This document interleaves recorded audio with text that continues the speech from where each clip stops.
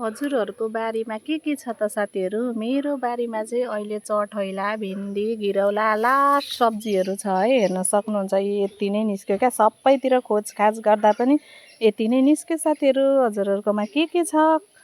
अनि अहिले मेरोमा चाहिँ हल्का घिरौलाहरू पनि यहाँ यत्रो यत्रो चाहिँ भइसकेको रहेछ साथीहरू। 2-3वटा चाहिँ रहेछ। अलिक ठुलो होस् भनेर मैले चाहिँ छोडिदिएँ। हेर्न सक्नुहुन्छ मेरो घरको अर्ग्यानिक सब्जीहरू चाहिँ यसरी छ। यसपालि घिरौला चाहिँ खासै भएन। ल साथीहरू सब्जी पनि टिप्यो। अब भराइलाई हुन्छ नि त साथीहरू। अनि म चाहिँ बिहानै सबै रेडी पारेर जान्छु के साथीहरू।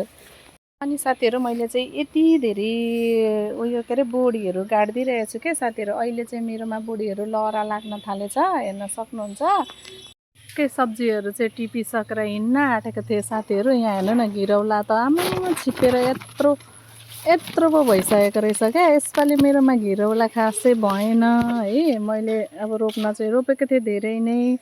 यसरी हेर्नु न यहाँ यसरी छिपेर यत्रो पो भइसकेको रहेछ। म चाहिँ यो टिप्दैछु है साथीहरू। कति डर हौ। घिरौला पनि टिप्यो। अनि मसिनो चाहिँ धेरै रहेछ। अलिक ठुलो होस् भन्दै थिएँ है साथीहरू। अनि यो चाहिँ एकदम छिप्पिने रहेछ क्या। अनि घिरौला पनि हजुरहरूलाई चाहिँ कसलाई मिक्स म्याक्स सब्जीहरू मनपर्छ? सब थोक मिक्स भएको मलाई चाहिँ असाध्यै मनपर्छ। मिक्स म्याक्स सब्जी नै मिठो लाग्छ है त साथीहरू। हजुरहरूलाई कस्तो लाग्छ कमेन्ट गर्नु होला। मेरो भिडियो कस्तो लाग्छ